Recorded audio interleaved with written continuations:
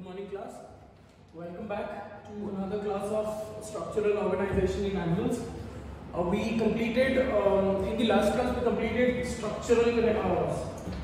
fluid connective tissue, right? We winded up with blood and lymph, correct?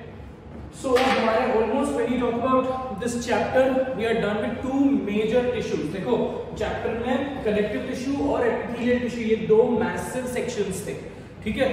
Now what we have is muscular tissue and nervous tissue. Not very complicated. I think 2 more lectures in this particular chapter tissues हो जाएगा. Then we will have to start up with the next topic, that is study of animal types, and in that we will be talking about cockroach. ठीक है? तो चलो let's get started with human muscular system. So as you can see, the board is directly already been drawn. Okay, that is only for the convenience of not wasting any more time with respect to the class. ठीक है? So now when we talk about structural organization, muscles. What is so special about muscles? Why do we have to study muscles completely differently, right? What is so special about muscles? अब muscles are one of the tissue जिसके अंदर contractile proteins होते हैं. Specifically, what is the role of muscle in your body? If you talk about all your physical exercise, all your day-to-day activities like eating, talking, walking, running, etc., all of that, even writing, all of that is associated. It is brought about by your muscles, right? So ये day-to-day activities muscles के वजह से है, and ये muscles कैसे ये day-to-day activities को continue करते हैं, help करते हैं. That is what we will be talking about in this chapter. ठीक है? You have seen in this particular case, you have seen in a patient, ये आपको पता है already कि अगर एक patient को paralysis हो जाती है, right? So paralysis के time पे his day-to-day activity is absolutely lost. His muscular activity is lost. एक हाथ ऐसे stiff हो जाता है ना? बाहुबली में देखा उसको, एक हाथ में paralysis था, right? So when you talk about this paralysis क्यों हो रहा है? Because वो muscles को nerve impulse नहीं जा रहा. So घूम फिर कर बात ही आ रही है कि अरे muscles को अगर nerve impulse नहीं गया तो muscles will not be able to do its active function. So what is the role of muscles in your body? It is associated with contraction and relaxation. This contraction and relaxation is a process which brings about day-to-day activities. Correct? When you talk about your heart is a muscular organ, and heart is a myogenic muscular organ.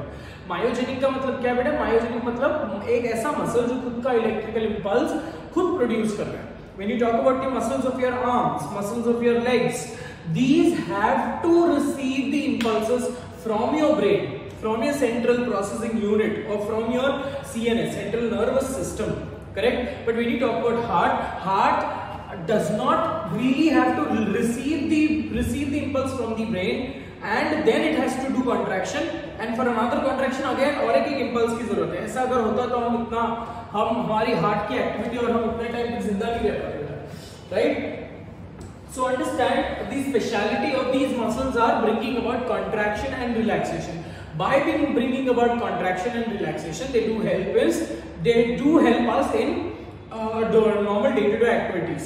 Peristalsis जो हम बात करते हैं ना, peristalsis क्या है? अगर आप खाना खाते हो या पानी पीते हो, so the food it absolutely moves through that muscular tube in a rhythmic contraction and relaxation, right? So in this pattern it keeps on moving. तो ये क्यों हो रहा है? Because of contraction and relaxation. जब मैं contraction and relaxation बोल रहा हूँ, what is so special about contraction and relaxation, or who brings about these contraction and relaxation? There are certain specialized proteins. These proteins are called as contractile proteins. The proteins which bring about contraction and relaxation are called as contractile proteins. अब contractile protein में आपको दो main proteins याद करने हैं. One is actin and one is myosin. अब muscle से related सब कुछ भी हम जो पढ़ेंगे वो myology. Study of muscles is called as myology. ठीक है? Study of muscle cancer या फिर muscle cancer, not study muscle cancer is called as myoma. So anything and everything related to muscle is referred to as myo. Right. So आपने ये सुना होगा heart attack का medical term क्या है, heart attack is also referred to as myocardial infarction, myocardial infarction. So बोलने का मतलब ये है anything and everything related to muscle is related to as myo, ठीक है। So when you talk about muscular tissue, when you talk about muscular tissue, we will be studying muscular tissue under 3 sections, ठीक है। So we will be talking about muscular tissue. Muscular tissue 3 type के है बेटा, तो तीनों को अलग अलग पढ़ेंगे हम लोग। तो what are the 3 types? The first muscle is referred to as striated muscle, striated muscle और striped muscle और वॉलेंटरी मसल और also called as skeletal muscle, ठीक है। 4 नाम है, स्ट्राइटेड, स्ट्राइप, वॉलेंटरी, स्केलेटल, ठीक है। वी ट्राई टू अंडरस्टैंड कि ये 4 नाम अलग अलग क्यों है इसके लिए, ठीक है। दूसरी टाइप का मसल है which is called as striated muscle के जगह पे यहाँ पे it is smooth muscle, unstriped के जगह पे अनस्ट्राइप्ड, वॉलेंटरी की जगह पे इनवॉलेंटरी एंड स्केलेटल की जगह पे visceral. I told you visceral क्या है, विसरल का मतलब क्या है बेटा, विसरल रिफर्स टू ऑर्गन और विसरल का मतलब क्या है, बल्क, ठीक है। तो it is called as either it is called as striated muscle or striped muscle, voluntary muscle or skeletal muscle, whereas the other type is smooth muscle, unstriped muscle। smooth muscle को unstriped भी बोल सकते हो, but unstriped लिखा है इसलिए बार-बार वही लिखने की जरूरत नहीं है, दोनों का मतलब एक ही है, unstriped muscle, involuntary muscle और visceral muscle, ठीक है। और तीसरा इकलौता टाइप है जिसको हम बोलते हैं कार्डियक मसल,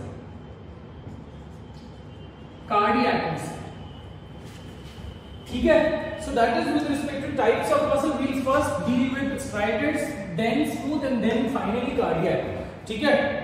तो let's get started with striated muscle. Striated muscle हम लोग वापस से पढ़ने वाले हैं in a chapter called as locomotion and movement, but locomotion and movement mind you I am not teaching you this section which is being taught again, ठीक है। बार-बार हम कोई चीज नहीं पढ़ेंगे, इसीलिए ये चैप्टर पहले लिया है so that you can understand, you can go ahead with the basics of the chapter, ठीक है। So let's get started with striated muscles।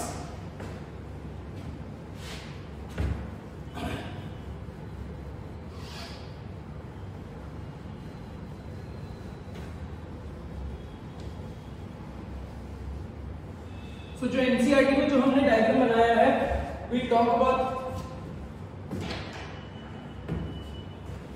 so the first type which we have to talk about is striated muscles। अब striated का मतलब क्या बेटा, striations, striations का मतलब क्या है ना, स्ट्राइएशंस होते हैं जैसे लाइन के लाइंस होते हैं, लाइंस के जैसे दिखते हैं, सो स्ट्राइएशंस दिखते हैं। When you talk about iris, iris में आपको स्ट्राइएशंस दिखेंगे, आइरिस आंखों का जो if someone has blue coloured eyes तो आपको छोटे छोटे स्ट्राइएशंस दिखेंगे, है ना। अगर आप किडनी को कट करोगे, लैटरल सेक्शन देखोगे किडनी का, वर्टिकल सेक्शन देखोगे तो वर्टिकल सेक्शन में भी आपको renal pyramid that is medullary pyramid में आपको ऐसे स्ट्राइएशंस दिखेंगे, ठीक है। तो why do we call it a striated muscle and what is the reason? When you have to talk about the diagram is absolutely, diagram के हिसाब से हम characteristics लिखेंगे बेटा, ठीक है। So these striated muscles are long cylindrical shape। The striated muscle fiber, ये जो हम बना रहे हैं that is a muscle fiber। muscle एक total चीज है, total tissue है। What it touches muscle, ये muscle के अंदर क्या होता है, muscle fiber, ठीक है। So when you talk about the striated muscles, हम लोग पहले इसकी characteristics समझ लेंगे। So when you talk about the characteristics, first characteristic क्या है, they are long cylindrical shape, ribbon shape बोलो या cylinder के shape के बोलो, ठीक है। And when you talk about the as the name says, they have alternate ऐसे striations दिखेंगे, and microscopic structure will give you the presence of show the presence of ऐसे striations,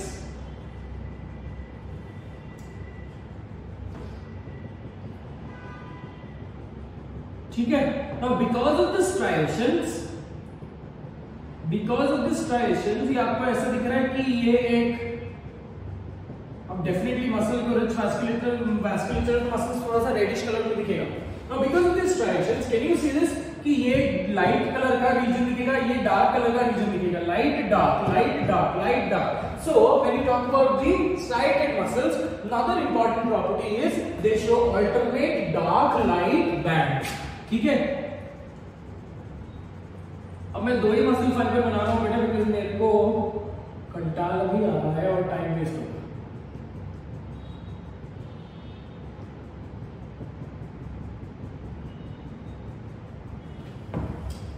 ठीक है, तो बाकी का आप बना सकते हो। ये एनसीईआरटी की डायग्राम है बेटा।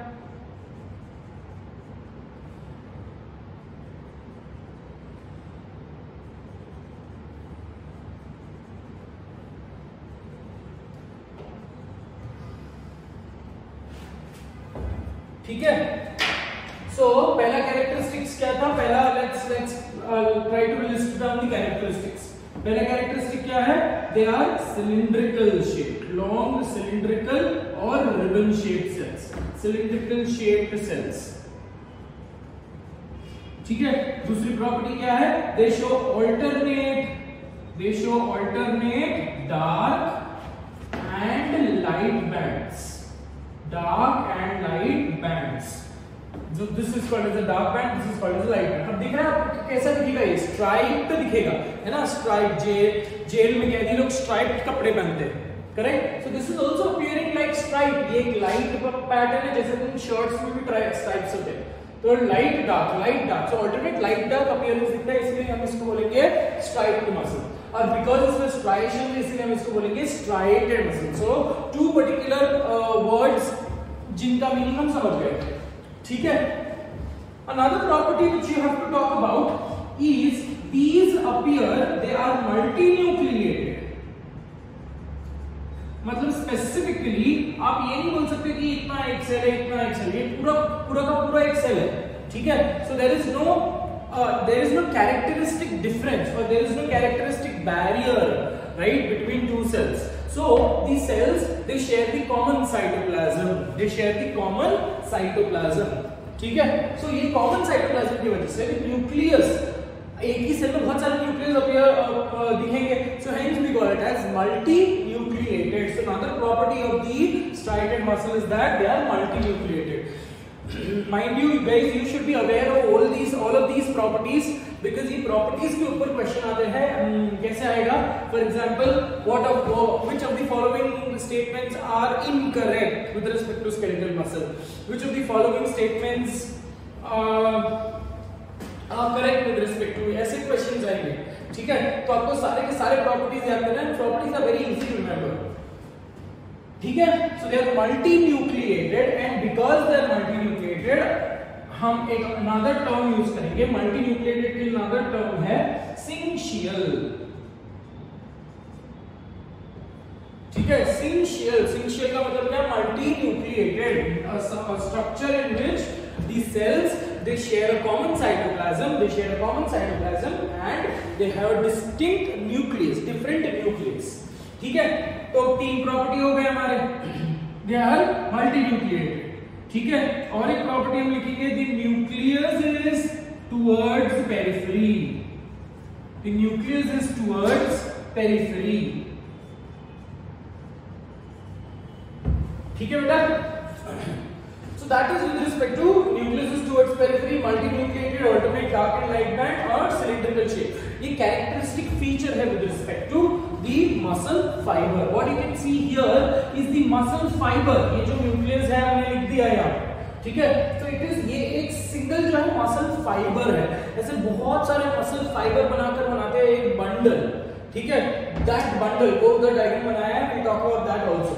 So पहले ये प्रॉपर्टीज खत्म कर लेते हैं। इतना समझा है प्रॉपर्टीज आपको? मल्टीन्यूक्लिएटेड, और एक प्रॉपर्टी हम लिखेंगे that they are voluntary।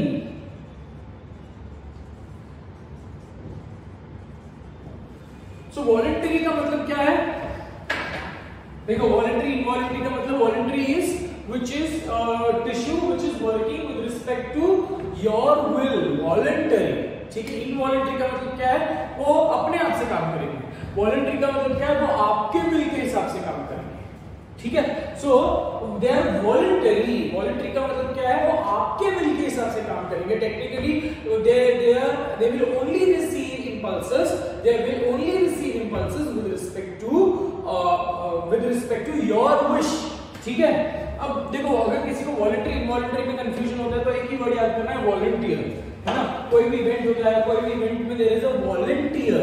Now when you talk about volunteer, volunteer खुद से बोलता है ना, वो बोलते हैं ना I am volunteering for this particular event. तो वॉलंटरी का मतलब क्या है, खुद से काम करने वाला। इनवॉलंटरी का मतलब क्या है, अपने आप काम करने वाला, ठीक है बेटा। सो that is voluntary, that means they require impulses from your brain, ठीक। इसके बाद since they are attached to the skeleton of the muscle, since they are attached to the bones, they are attached to the skeleton of the muscle, we will also refer or call them as skeletal muscle. Now please understand, skeletal muscle ये term इसलिए use किया है क्योंकि they are attached to the skeletal muscles, ठीक है। Not all, understand, look, ये statement बहुत important है। Not all the skeletal muscle, not all the striated muscles are skeletal। इसका मतलब ये स्टेटमेंट है, सुनो, not all the striated muscles are skeletal, that is for क्या बोला मैंने, एक मिनट वापस, I am reiterating the same thing once again।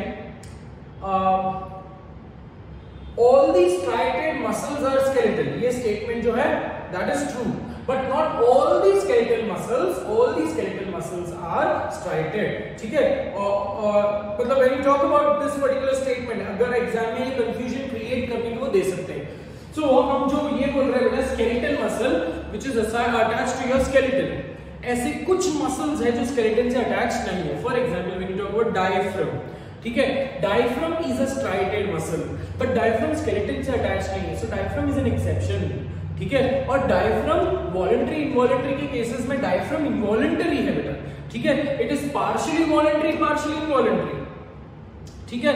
तो कभी कभी जब हम वॉलंटरी ब्रीदिंग कर रहे हैं, जब मैं योगा कर रहा हूँ, प्राणायाम कर रहा हूँ, so that time it is behaving voluntarily, because जितना मैं सांस लूंगा उस हिसाब से the diaphragm will absolutely become flat. Diaphragm समझ रहे हो ना, which is separating your thoracic and abdominal cavity, ठीक है। बट अगर मैं सो रहा हूं तब तो मैं इनवॉलंटरी ब्रीदिंग कर रहा हूं, so that time diaphragm behaves as a involuntary muscle. Similarly with respect to your tongue, अगर मैं सोच के किसी को जबान दिखा रहा हूं, दैट मींस जबान दिखा रहा हूं, तो that means my tongue is behaving like a voluntary muscle. But when you talk about speaking, right, when you talk about speaking, your tongue is behaving like a involuntary muscle. So अब टंग जो है, टंग एक bone से attached है जिसको बोलते हैं hyoid bone, ठीक है। टंग बोन से अटैच्ड है जिसको बोलते हैं hyoid bone, but diaphragm is not attached to any particular bones, right. So diaphragm is a striated muscle but not skeletal. So ये जो स्टेटमेंट है हमने बोला, आई एम रीआइटरेटिंग, अगर कभी कुछ हो गया होगा तो please accept that. So again reiterating with the explanation कि not all striated muscles are skeletal, not all striated muscles are skeletal, ठीक है। डायफ्राम एक एग्जांपल है, diaphragm is striated but not skeletal, but all the skeletal muscles are striated, all the skeletal muscles are striated। ऐसे bone में कोई भी muscle नहीं है, बोन पे कोई भी मसल ऐसा नहीं है बेटा जिस पे स्ट्राइएशंस ना हो, जो वॉलंटरी ना हो, ठीक है। So that is with respect to the question which you can be expected to answer, ठीक है। Now one more point, ये एक स्टेटमेंट था, क्या बोला मैंने, स्टेटमेंट वापस लिखते हैं अपन यहाँ पे, स्टेटमेंट लिखते हैं, दो प्रूफ करने वाले statement, I don't know how to write, ठीक है। ये डायग्राम अगर आपका हो गया है तो मैं डायग्राम इरेज कर सकता हूँ, ठीक है। जो डायग्राम से रिलेटेड कैरेक्टरिस्टिक प्रॉपर्टी था वो हमने लिख दिया है, कैरेक्टरिस्टिक प्रॉपर्टीज लिख लिए बेटा, ठीक है। तो दे show alternate striations, the alternate dark and light band, alternate striations, and these striations are due to actin and myosin, यही प्रॉपर्टी है with respect to the muscle fibers। So I am erasing this particular diagram and we will write down these statements, which we need to understand।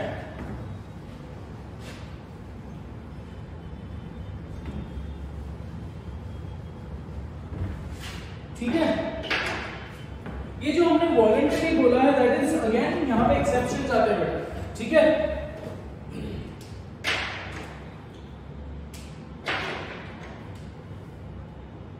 यहाँ पे exceptions आएगा, exceptions they are voluntary, but exceptions क्या है, diaphragm, टंग, ये exception है। Tongue and diaphragm may not behave voluntarily always. They might also behave involuntarily. There are also exceptions. There are also exceptions with respect to involuntary activity. ये मेरा statement soon low. We can striated muscles show involuntary activity? Yes. पहला तो activity हमने देख लिया diaphragm and tongue का, ठीक है। और एक एक्टिविटी आपने ये एक्सपीरियंस किया होगा, ये जनरली बहुत सारे रेफरेंस बुक्स में क्वेश्चन है और हमेशा ये क्वेश्चन हर बुक में अलग अलग आंसर्स दिया है, but try to understand, this is the most convenient and correct explanation which I am giving it to you, ठीक है। सो और इमेजिन करो कि आप ठंडी में गाड़ी चला रहे हो, है ना, ठंडी में हम शिवर करते हैं। So when you shiver, why do you shiver, what do you think shivering makes? Shivering करने के बाद आपको थोड़ा सा अच्छा लगता है, क्यों हो रहा है बेसिकली ये सब चीजें? It is a homeostatic mechanism, homeostatic response. जब भी आपको एक्सट्रीम ठंडी लगती है, so your body, see, understand, your body is trying to maintain an internal temperature, internal constant temperature. बाहर का टेम्परेचर कुछ भी हो, but internal temperature is maintained at 37 degrees Celsius. Correct? Any shift in the internal temperature will absolutely shift or will absolutely cause disruptions in your normal metabolic functions. ठीक है? तो अब अगर मैं ये बोल रहा हूँ बेटा कि अगर एक्सट्रीम गर्मी है तो what your body does is profuse sweating. Profuse sweating की वजह से your surface of the body is cooled properly, correct. So that is with respect to the in hot summers, but when you talk about in winters, winter में क्या होता है, हम shiver करते हैं। अब शिवर करने से क्या हो रहा है, shivering is a voluntary activity और इनवॉलंटरी एक्टिविटी। हम जानबूझ के थोड़ी हिलते हैं, है ना, ऑटोमेटिकली गाड़ी चला रहे हैं और तेज हवा लग रही है और हम अपने आप हिल जाते हैं। सो that is technically a involuntary activity, है ना, कोई भी जानबूझ के शिवर नहीं करता, ठीक है। तो involuntary activity, why do we do this, to do it? So when you shiver, your muscles they consume ATP. When you shiver, shivering is an activity of rapid contraction relaxation. अगर मैं बाइसेप को उठा रहा हूं, ऐसे कोई load उठा रहा हूं, so this is a slow contraction, ठीक है। But if there is shivering, that is a fast contraction. Or every contraction, we will study this in a chapter called as locomotional movement. Every contraction, understand, every particular contraction requires the consumption or use of ATP. और ATP मेरे को पता है कि ATP को मैं joules में भी बोल सकता हूँ। ATP is nothing but the energy currency. Right? When we say I use ATP, what do I use? I use the chemical energy. That chemical energy is the bond energy, बेटा, ठीक है? It is the bond energy between two phosphate groups which we use. Right? हम ये जो बोल रहे हैं, और ये bond energy को हम heat के हिसाब से भी consider कर सकते हैं. So energy in your body can be measured as joules or kilocalorie. And kilocalorie तो heat है. तो जब मैं शिवरिंग बोल रहा हूं तो शिवरिंग से होगा क्या, बॉडी तुरंत एटीपी यूज करेगी और तुरंत ATP use, consumption of ATP होगा, that means the muscles will become warm, right. So shivering is an activity और shivering is an attribute to produce heat to the surface, to supply heat to the surface muscles जो external environment में के contact में है। So shivering is the involuntary activity of voluntary muscles. I repeat, shivering is a involuntary activity of voluntary muscles. वापस बोला, involuntary activity of voluntary or striated or skeletal muscles. ठीक है, तो इसका एक्सेप्शन आप समझ गए, ठीक है। दूसरा एक्सेप्शन हमने बाद में कर लिया कि they are referred to as skeletal muscle, but इसके लिए भी एक्सेप्शन है। एक्सेप्शन क्या है बेटा, diaphragm. Diaphragm is a non skeletal muscle जो स्केलेटन से अटैच नहीं है, ठीक है। So these are the properties of striated muscles. Now what we have to understand, striated muscle fibre हमने समझ लिया, now we have to understand what is the internal architecture of the muscle. ठीक है, so what you can see here is a LS. एक muscle लिया है हमने, एक बाइसेप का मसल ले लो. जब मैं बाइसेप का मसल की बात करता हूँ बेटा, अगर आपने देखा होगा कोई इंटरनेट पे या कोई ऐसे पिक्चर्स में देखा होगा, तो जनरली मसल्स को हम स्पिंडल शेप में दिखाते हैं. मसल को, पूरे के पूरे मसल को जो हम टच कर सकते हैं, राइट. सो एक स्पिंडल शेप के मसल को मैंने कट कर दिया यहाँ पे, and what we are seeing is the LS of a muscle. ये प्रॉपर्टीज आपको समझ गया है. So we are winding up with the properties. पता नहीं मैंने क्यों लिखा है यहाँ पे. तो ये जो स्टेटमेंट है, these are the properties, and now we have to talk about the structure of a skeletal muscle or striated muscle. ठीक है. So imagine कर लो कि एक मसल को आपने कट कर दिया बीच में से, ठीक है. So this is what you can see. Let's label this diagram along with इसके बाकी के प्रॉपर्टीज, इसके बाकी के स्ट्रक्चर्स इधर लिखे हैं, ठीक है. So what you can see here is a bone. Bone और मसल को कनेक्ट कौन करता है? Tendon. Correct. What you can see here is a muscle, skeletal muscle. अब skeletal muscle को हमने बाहर निकाला और कट कर दिया बीच में. So what you can see inside, अगर आप skeletal muscle को कट करोगे तो you will absolutely be able to find ऐसे bundles, groups. ठीक है. So the muscle के अंदर there are groups. And in these groups, the muscle fiber is attached. जो हमने यहाँ पे डायग्राम बनाया था, that was the muscle fiber. ठीक है, muscle fiber. बहुत सारे muscle fiber बनाते हैं एक group, और एक bundle of muscle fiber. एक bundle of muscle fiber is called as a fascicle.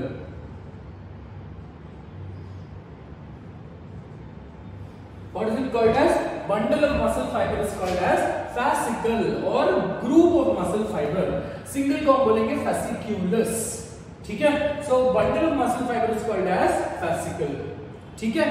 अब इसके अंदर ये muscle fiber bundle है, और इसके अंदर जो होगा that is ये जो आपको दिख रहा है that is the muscle fiber. So muscle fiber को हम बोलेंगे myofiber. फाइबर का छोटा भाई, फाइबर का छोटा वर्जन फाइब्रिल. सो मसल फाइबर के अंदर होगा मसल फाइब्रिल या मायोफाइब्रिल. ठीक है. So you have fascicle, you have the muscle which inside the muscle there is they are divided into groups of muscle fibers, and these groups, each group is called as a fascicle. Group के अंदर होता है myofibre या muscle fibre या myocyte, muscle cell. ठीक. और बाकी जो है आपको दिख रहा है that is the arteries. ये दिख रहा है आपको, ये blood vessels है. arteries होंगे, nerves होंगे, बिना nerve के तो उससे काम ही नहीं कर पाएगा. nerves होंगे, then you will have veins, arteries, veins, nerves, etc. ठीक है. and muscle को एक proper ये तो non-vegetarians will easily relate to this particular point. So muscle के ऊपर भी एक connective tissue का layer होता है, and that connective tissue is absolutely dense, irregular connective tissue. I repeat, the muscle is surrounded by a layer of connective tissue, and that is dense, irregular. Dense, irregular, टेढ़े मेढ़े इधर उधर, right? So repeat, they are covered by dense, irregular fibers, dense, irregular muscle. My mistake. Dense, irregular connective tissue. ठीक है. So पूरे muscle को जो cover कर रहा है उसको हम बोलेंगे फेशिया. ठीक है. So मसल फाइबर, ये पूरा पूरे के पूरे मसल को जो कवर कर रहा है, पूरे के पूरे मसल को जो कवर कर रहा है, दैट कनेक्टिव टिश्यू, ठीक है, is called as epimysium. Is it very simple to understand? Mysium का मतलब है मसल, एपी मतलब ऊपर, मसल के ऊपर जो है दैट इज एपीमाइसियम. मसल के ऊपर, again I repeat, it is epimysium. So ये पूरा जो आपको एरिया दिख रहा है that is completely it's covered by epimysium. ठीक है. अब यही एपीमाइसियम का at certain places there is they extend inwards. Epimysium कुछ जगह पे इनवर्ड इन्वेजिनेशन दिखाता है. एपीमाइसियम कुछ जगह पे इनवर्ड इन्वेजिनेशन दिखाता है, and this inward invagination surrounds a fascicle. So epimysium किसको सराउंड करेगा? पूरे मसल को. ठीक है। एंड मसल के अंदर क्या है, मसल फाइबर बंडल, बंडल को भी एक कनेक्टिव टिश्यू का कवरिंग है, and that connective tissue what you can see here, ये बंडल और ये कनेक्टिव टिश्यू है क्या, it is an extension of epimysium. So the connective tissue which surrounds the bundle of muscle fiber is called as perimysium. AP सबसे ऊपर, peri bundle के around, peri का मतलब क्या है, अराउंड, पेरी का मतलब पेरीमीटर, ठीक है। सो पेरीमाइसियम, अब पेरीमाइसियम भी अंदर इमेजिनेशन शो करता है, एंड मसल फाइबर के around also there is now one more important point, epimysium is dense, epimysium and perimysium दोनों क्या है, दोनों कौन से टाइप के टिश्यू है, dense irregular connective tissue, DICT, dense irregular connective tissue, ठीक है। पेरीमाइसियम का ही एक छोटा सा एक्सटेंशन और अंदर जाता है, and it surrounds each and every myofibre या मसल सेल। तो अभी इनर इन्वेजिनेशन या मायोफाइबर को जो कवर कर रहा है उसको हम बोलेंगे endomysium. What do we call it as endomysium? So exam में क्वेश्चन क्या आएगा, एपिमाइसियम इसको सराउंड कर रहा है, it is surrounding the entire muscle, perimysium is surrounding the fascicle, whereas endomysium surrounds the muscle fiber, cool, out of which epimysium and perimysium are dense irregular connective tissue, whereas endomysium is a areolar connective tissue, ठीक है। ये important है, exam में पूछा जाता है generally, endomysium is a areolar connective tissue because देखो rich blood supply की नेटवर्क है, ठीक है, areolar connective tissue that is with respect to the structure of a muscle। अब ये मसल फाइबर, ये मायोफाइबर, मायोफाइबर का दूसरा नाम क्या है, मायोसाइट, ठीक है। So now we have to understand each myocyte या मायोफाइबर जो है, ये मायोफाइबर के अंदर होंगे myofibrils. Now what do you mean by myofibril, ठीक है। अब हमने क्या कर दिया है, एक काम करते हैं, हम एक मायोफाइबर बनाते हैं। सो this is the myofibre and what you can see here is the endomysium, striated muscle fiber लिख लेते हैं, लेबलिंग को थोड़ा सा चेंज करते हैं, striated muscle fiber। what is muscle fiber, it is the smallest cell or structural unit,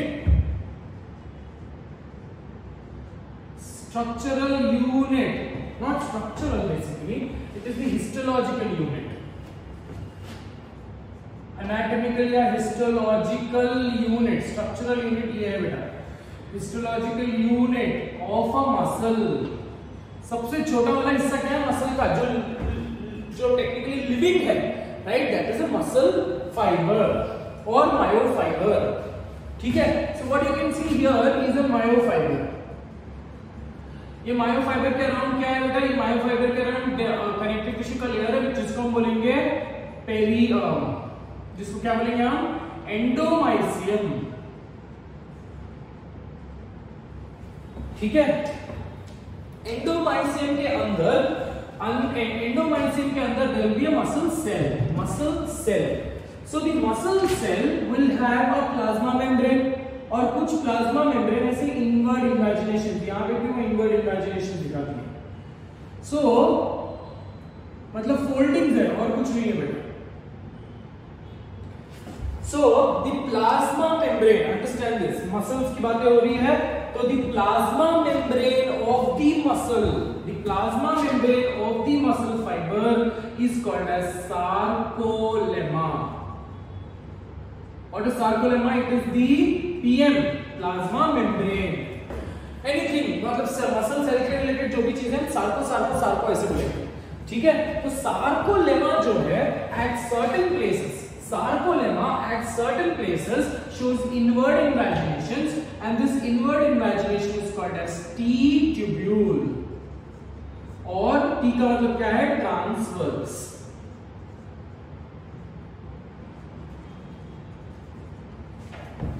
ठीक है। तो sarcolemma at certain places has inward invaginations, and these inward invaginations is referred to as T tubule और transverse tubule. इसका role है, transverse tubule का role हम बाद में बताएंगे, ठीक है। तो और इसके अंदर क्या होगा बेटा, ये अंदर होगा साइटोप्लाज्म। तो the cytoplasm of the muscle cells called as sarcoplasm. क्या बोला मैंने? Cytoplasm is called as sarcoplasm, plasma membrane is called as sarcolemma, ठीक है। और इनका एंडोप्लाज्मिक रेटिकुलम होता है, एंडोप्लाज्मिक रेटिकुलम को बोलते हैं सार्कोप्लाज्मिक रेटिकुलम, ठीक। तो in the muscle fiber there is myofibril। अब ये myofibril जो है, myofibril they are made up of myofilament, ठीक है। myofibril are made up of myofilament, it is just like your, आपने वो देखी है क्या, ऑप्टिक फाइबर देखी है क्या कभी? पता नहीं आप कैसे आंसर करोगे वीडियो पे से, ठीक है। ये देखते हैं, एक नॉर्मल वायर ले लो घर का, ठीक है। घर का जो वायर है that is what is that resembling, that घर का प्लास्टिक कोटेड वायर जो है, that plastic coated wire is resembling a muscle fibre, ठीक है। उसका ऊपर का जो प्लास्टिक का कोट है, वो प्लास्टिक का कोट इज रिजेंबलिंग, प्लास्टिक का insulation is resembling the sarcolemma. अगर उसके ऊपर और भी इंसुलेशन है तो it will resemble the endomysium. Cool. तो सार्कोलेमा जो है, सार्कोलेमा को अगर आप कट करोगे तो अंदर आपको कॉपर के स्ट्रैंड्स दिखेंगे, कॉपर के वायर्स दिखेंगे। So this copper wires are resembling myofibril, ठीक है। अब मायोफाइब्रिल किससे बना है? Myofibril is the non living part, ठीक है। मायोफाइब्रिल किससे बना है? It is made up of myofilament. So what you can see here is a myofibril, ठीक है, स्ट्रक्चर ऑफ अ मायोफाइब्रिल। और myofibril is made up of the filament, ठीक है। तो मायोफिलामेंट बोलेंगे। सो मायोफिलामेंट यहां पर जो आपको दिख रहा है, मायोफिलामेंट इज थिक फिलामेंट,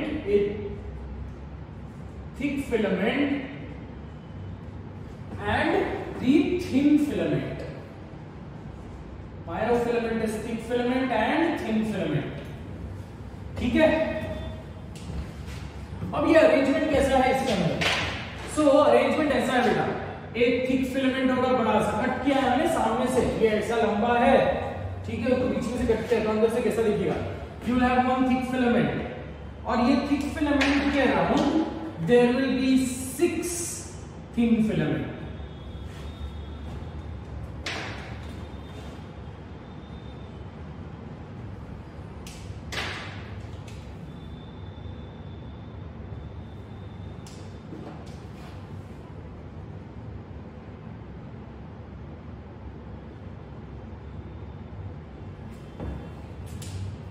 सब जगह नहीं बना रहा हूं मैं क्या कर रहा हूं, संकल्प रंगोली नहीं बना रहा हूं यहाँ पे, सब जगह पे मेरे को बनाने को कंटाल आता है, ठीक है।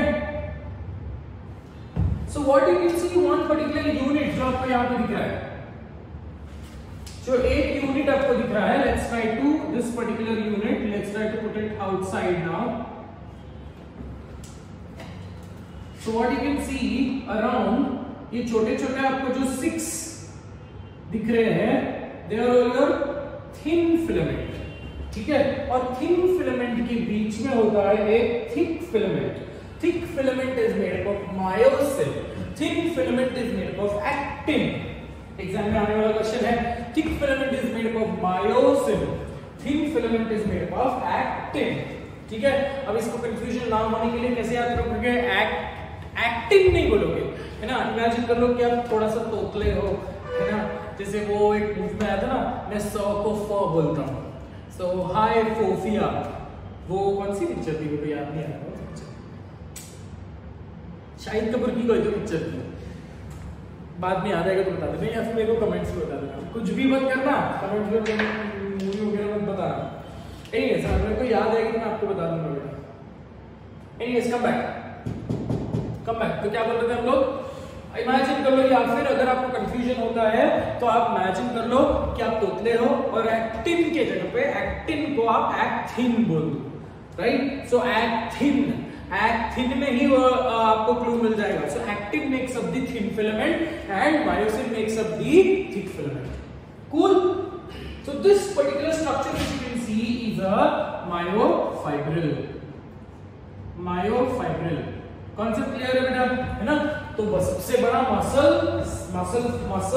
मसल के अंदर बंडल ऑफ मसल फाइबर जिसको बोलेंगे फेसिकल के अंदर देयर इज मायोफाइबर, मायोसाइट या muscle fibre which is the smallest histological unit of the muscle. ठीक है, अब मसल के अंदर होते हैं मायोफाइब्रिल। ठीक है, तो नाउ यू अंडरस्टूड, मतलब इट इज ये जो बीच का जगह है दैट इज खाली interstitial, that is which will have the other organelles, which will have the nucleus, which will have mitochondria, है ना, endoplasmic reticulum, बाकी सब चीजें ये बीच की खाली जगह में होंगी। Otherwise it is just like a proper attachment, proper structure, ये पूरे ऐसे hexagonal ये ऐसे जो शेप के myofibrils है that we have drawn it here। ठीक है, now let's answer कि ये alternate dark and light band क्यों दिखता है? Alternate dark and light band is because of the presence of thin filament and thick filament। So now let's understand the structure of a myofiber।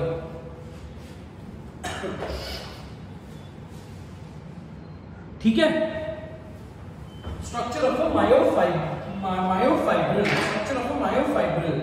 ठीक है, so now when you talk about the structure, एक magnified under the microscope जब मैं देखूंगा clearly अगर मैं देखूंगा तो एक myofibril में क्या दिखेगा। So this is a 3-dimensional, इसको इमेजिन करेंगे 3-dimensional है। ठीक है, 3-dimensional चीज को हमने कट कर दिया, राइट? सो कट करने के बाद ये कैसा दिखेगा, that is what we need to understand, correct? So I told you that a muscle fiber or a muscle cell will appear dark and light, dark band and light band। So दो type के band है, और ये dark और light band क्यों दिख रहा है? बिकॉज़ ऑफ दी स्ट्राइएशंस, बहुत सारे स्ट्राइएशंस आर बिकॉज़ ऑफ बहुत सारा proteins, right? So when you talk about a myofibril और myofibril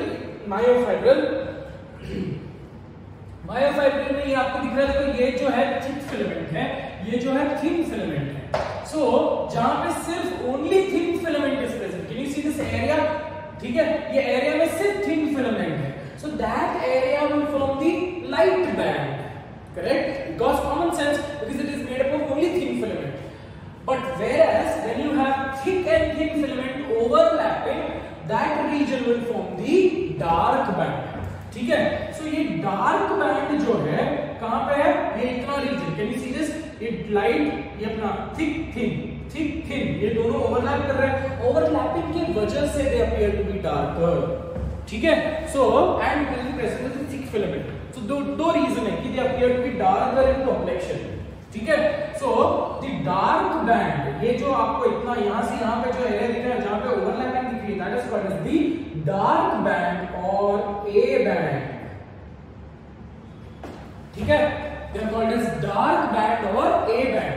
so A band is made of, A band comprises of both thick and thin filament, whereas the other band जहां पे सिर्फ thin filament आपको दिख रही है, that is called as a I band.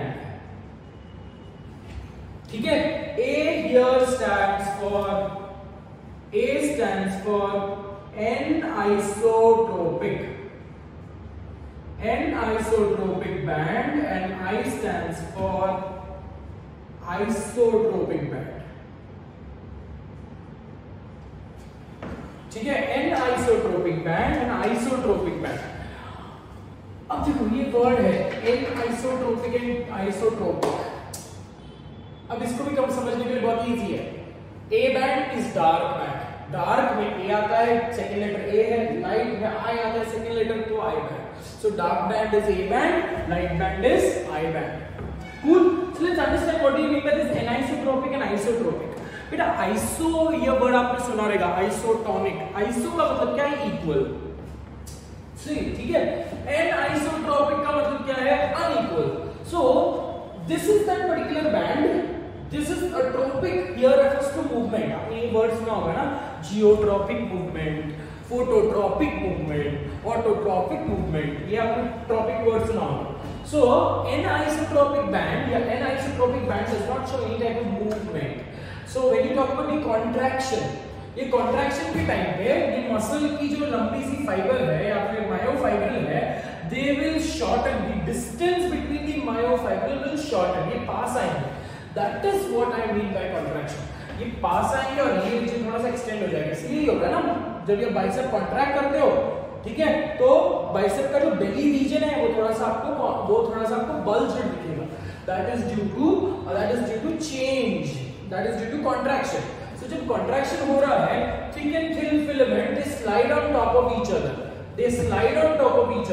and there is shortening of the myofibril. ठीक है, तो ये जो बैंडेज कभी चेंज नहीं होगा, whereas आई बैंड जो है पूरी गायब हो जाती है. I band shows movement on both the sides, whereas NIEA it does not show any movement with respect to both the sides. ठीक है, so that is with respect to I band. I band को हम बोलेंगे isotropic band, A band को हम बोलेंगे anisotropic band. ठीक है, A band is made up of, ये आपको लिखना है घर पे. हाँ, ये जो भी आप स्पेशल वर्ड्स सुन रहे हो, जो भी आप एक्सप्लेनेशन सुन रहे हो, you have to write divide the myofibril. इसमें आप लिखो A band it is divided under 3 sections, A band, I band. ठीक है, और A band किससे बना है, etc. Come back. So A band is made up of thick and thin filament. So this is the thick filament which is made up of, thick filament is made up of myosin only, whereas thin filament is made up of actin. Thin filament is made up of actin plus tropomyosin, actin plus tropomyosin plus troponins. 3 protein है. कौन से? Actin, tropomyosin and troponin, whereas thick filament is only made up of myosin. ठीक. So dark band, that is A band में दोनों की overlapping है, but A band में भी there is a dark band में भी there is a less darker portion. दिख रहा है? Dark band में there is a less darker portion in the center, और ये less darker portion जो है that is called as H zone. मतलब it is a intermediate, it is a section of the dark band. अब dark band में एक और zone है जिसको बोलेंगे zone, बोलेंगे band नहीं बोलेंगे बेटा. ठीक है, zone, that zone is called as H zone. H refers to Hansen. So Hansen's zone. Now why do you say that it is partially or it is less colored or it is lighter with respect to your dark band? Because lighter क्यों है? यहाँ पे सिर्फ और सिर्फ dark band present है, light band present नहीं है. So H zone, dark band किससे बना है? Both actin and myosin. Whereas H zone is only made up of thick filaments. So a section in the dark band which appears to be a less darker in complexion, that is called as H zone. H माने Hansen. ठीक है, अब thick filament और thin filament के बीच में there is a line जो anchor, जो पकड़ के रखा है thick filament को. ठीक है, so that line is called as M line. ठीक है, अब M line, M refers to Mittelsky. अपन लिखेंगे, बाद में लिखेंगे यहाँ पे. ठीक है, कैरेक्टरिस्टिक फीचर. पहले समझने की बात करो, फिर समझने की कोशिश करो. So what is it? What is the role of M line? M line anchors. M line पकड़ के रखता है किसको? Thick और thick filament को only.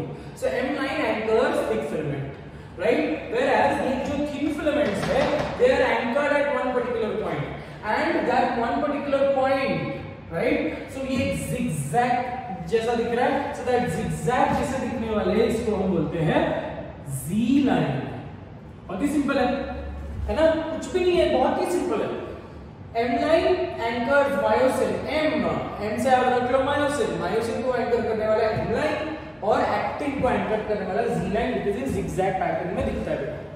ठीक है, very clearly understood. So H band में A band में एक छोटा लाइटर सेक्शन है जो जिसको हम बोलेंगे H zone. ठीक है, which has M line. H zone has M line, whereas dark band, light band, ये जो light band आपको दिख रहा है, that light band will have a Z line. Whereas ये एग्जाम में जनरली क्वेश्चन आता है. ठीक है, Z line है, Z line. M line कहाँ पे होगा, कौन से जोन में होगा? ऑप्शन में अगर आपको ये क्वेश्चन दिया है, ठीक है, ऑप्शन में आपको बोला कि dark band, A band and H zone. So which is the most correct answer? दोनों भी सही है. सर H जोन में है इसीलिए डार्क बैंड में है इसलिए तो एच जोन में है ना. So both are correct. नहीं, अगर स्पेसिफिकली एम लाइन पूछा है तो M line should be in the H zone.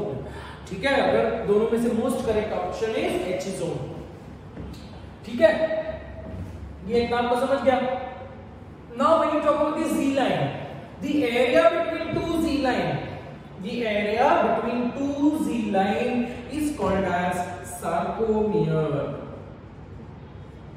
Area between two lines is called as sarcomere, and sarcomere is the structural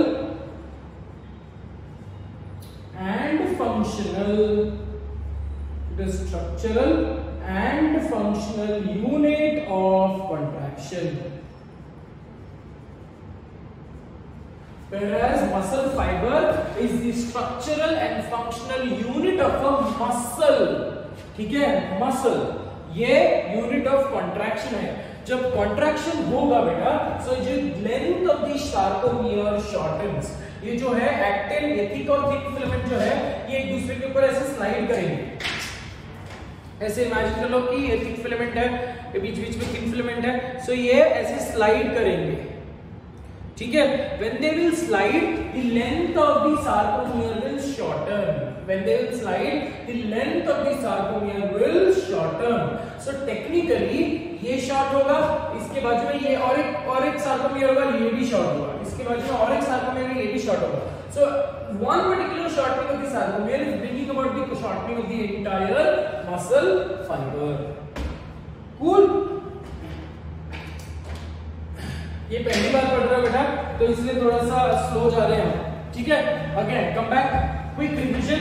in when we talk about myofibril has myofibrils. Myofibril is made up of thick and thin filament. Thick filament is made up of myosin, whereas thin filament is made up of actin plus troponin plus tropomyosin. ठीक है,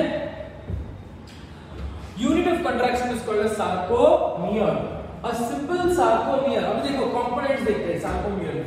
एक sarcomere में क्या क्या दिख रहा है आपको? एक sarcomere में आपको दिख रहा है one A band.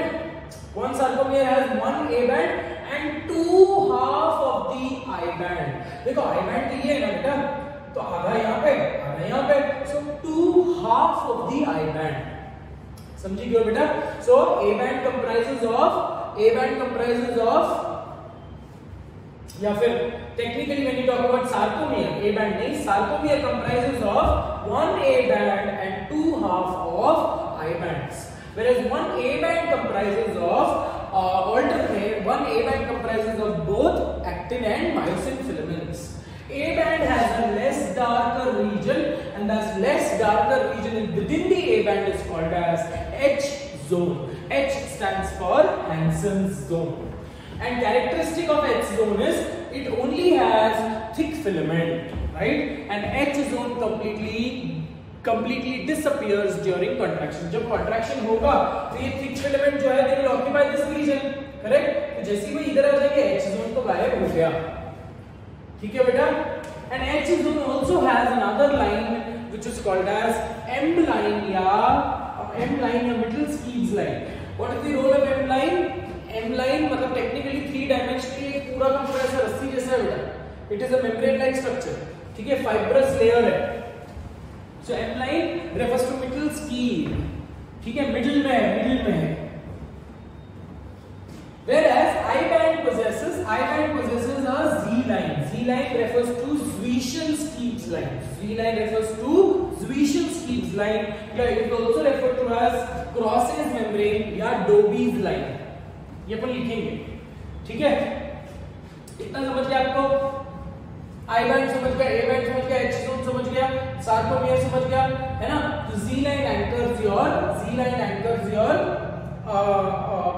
thin filament. ठीक है बेटा?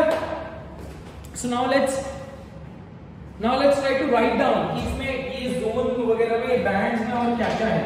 ठीक है? I am erasing this section now. इतना सेक्शन आपने मुझे लगता है लिख लिया होगा, और अगर नहीं भी लिखा है वो लेबलिंग अगर आपको करना है तो I will get out of the frame. Please copy that much so that I can go ahead and erase that section.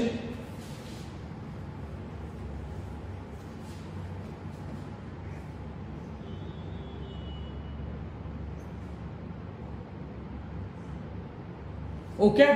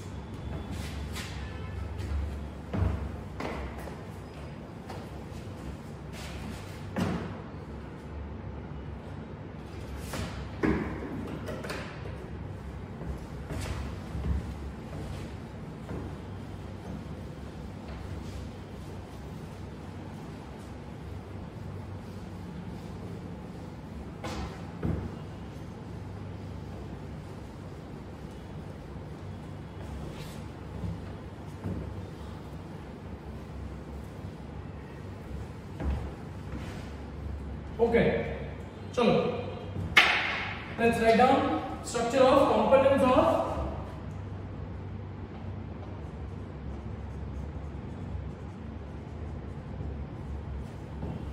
a myofibril.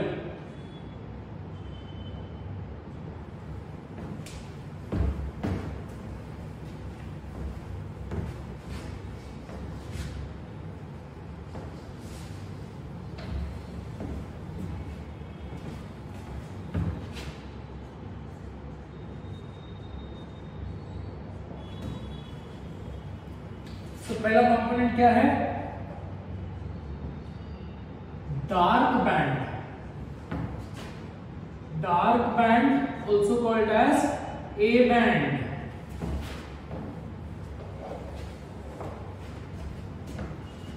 A band क्या क्या पॉइंट लिखते हैं हमको? पहला पॉइंट क्या लिखेंगे हम? A band is also called as anisotropic band.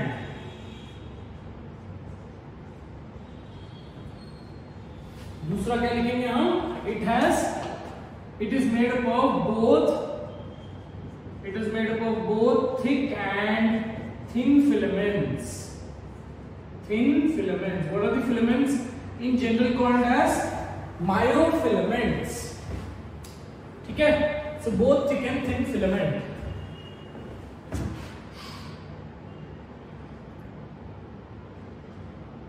A less dark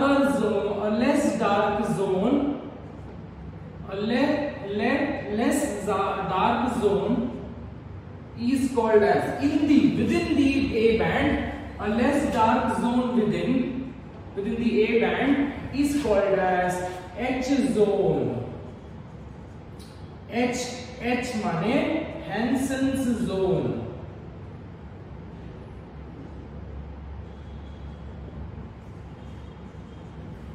ठीक है? What is the characteristic feature of H zone? H zone only possesses thick filament.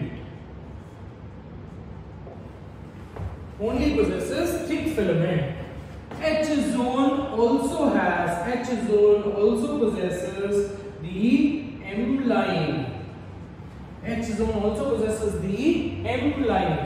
What do you mean by M? M stands for middle skeves.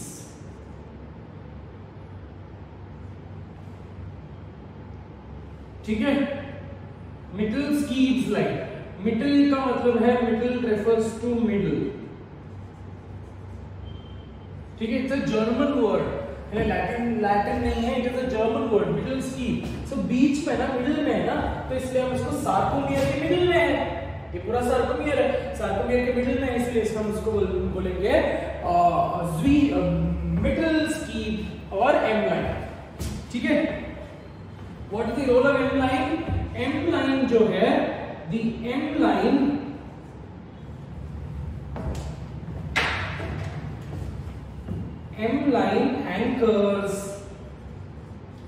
anchors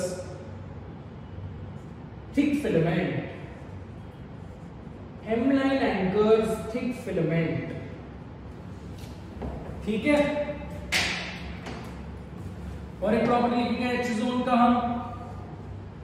H zone क्या हो जाएगा बेटा? H zone will disappear, H zone will disappear during extensive contraction. हमेशा disappear नहीं होगा। If you are doing a very strong contraction, अगर strong contraction हुआ तो ये एक्टिन और मायोसिन स्लाइड होंगे, पूरे अगर स्लाइड हो गए तो ये गायब हो जाएगा। अगर थोड़ा सा स्लाइड हुआ तो इट विल शॉर्टन, ठीक है। तो इसलिए हमने लिखा है disappears during extensive contraction. Coming back to dark band, जब ये सार्कोमियर शॉर्टन हो रहा है, सार्कोमियर शॉर्टन हो रहा है बेटा, ठीक है। ये जो सार्कोमियर है ये शॉर्टन होगा, ये जो थिन फिलामेंट्स है they will also slide on top of each other. But is anything happening near the A band? Is the size of the A band decreasing? देखो size of the I band decrease हो रहा है, ठीक है। जब ये इस तरफ कॉन्ट्रैक्ट होगा, ये इस तरफ कॉन्ट्रैक्ट होगा, ये फाइब्रस मेम्ब्रेन है, ठीक है। तो आई बैंड तो डिसअपियर, आई बैंड तो खैर अगर मैं ये बोलूं तो I band decreases in length. But when you talk about H zone, H zone तो डिसअपियर हो गया, बट ए बैंड तो कोई चेंज हो रही है क्या? ए बैंड तो चेंज नहीं होगी बेटा, A band does not change in the sides, ठीक है। तो प्रॉपर्टी इसमें लिखते हैं हम यहां पे। नेक्स्ट प्रॉपर्टी लिखते हैं ऑफ, ये फर्स्ट प्रॉपर्टी था, ये सेकंड प्रॉपर्टी था, ये थर्ड प्रॉपर्टी था। थर्ड प्रॉपर्टी में हमने ये सब लिख दिया, ठीक है। तो फोर्थ प्रॉपर्टी हम लिखेंगे साइज डजंट चेंज। इसका प्रॉपर्टी लिख रहे हैं A band, the size doesn't change during contraction, size doesn't change during contraction, ठीक है। so that is with respect to A band। उसके बाद A band के बाद क्या है बेटा हमारे पास? A band के बाद है I band। so let's get started with I band। Second क्या है? Light band. अब याद इसको ऐसे करोगे, डार्क ए और लाइट में आई है। Light band also refer to as I band,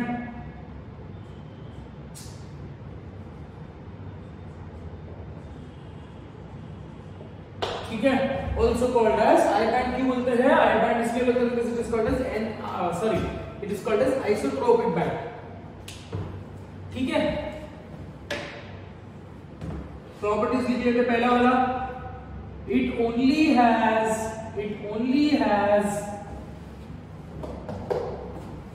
thin filament, it only has thin filament, ठीक है। उसके बाद I band in the center, through the center of the I band, Z line passes through the center of the I band,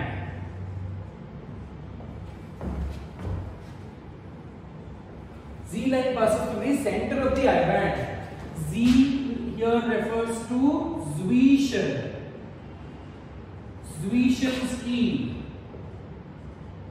Zwischen का मतलब क्या है? In between. तो क्या ये इन बिटवीन दी सार्कोमियर है? ये सार्कोमियर के बीच में, मिडिल में है। और सार्कोमियर, ये एक सार्कोमियर है, दूसरा सार्कोमियर, ये सार्कोमियर दो सार्कोमियर के बीच में है। whereas this is in the sarcomere and this is between the sarcomere। तो Z line is between the sarcomere, इसलिए Zwischen scheme, ठीक है। Z line को ही हम they are also referred to as Dobbe's line और Croce's membrane। Dobbe's line और Croce's membrane, again important from the exam point of view, Dobbe's line और Croce's membrane, ठीक है। What is the role of Z line? It anchors Z line anchors thin filament. Z line anchors thin filament. ठीक है, third property लिखते हैं। Third property क्या है? The I band shortens during contraction. I band shortens during contraction. ठीक है, so that is with respect to the entire banding pattern. So ये dark light band की वजह से आपको पूरा का पूरा striated muscles जो है alternate dark light appearance में दिख रहा है। ठीक है बेटा, इतना समझ गए? So now we will talk about the contraction and relaxation of these muscles. Contraction and relaxation of these sarcomere. Sarcomere तब तक contract नहीं होता बेटा जब तक उसको एक nerve impulse नहीं पहुंचता। अब nerve impulse कहाँ से आएगा? These muscles, these myofilaments will not contract unless and until there is a chemical reaction or unless and until they receive the nerve impulses. ठीक है? So nerve impulse पहुंचता कैसे है? That all we will do it in the next class. So for today we wind up. This is again a new topic. तो आप पहली बार पढ़ रहे हो तो बहुत अच्छे से एक बार कोई रेफरेंस बुक से पढ़ लेना बेटा। ठीक है? नोट्स इतने काफी है आपके लिए, आपके जो बोर्ड पे लिखे हैं इतना ही आप कॉपी कर लो। For today we wind up in this particular point. Till then take care of yourself, enjoy your day, keep yourself happy, enjoy the rains and keep praying. Thank you so much. God bless you.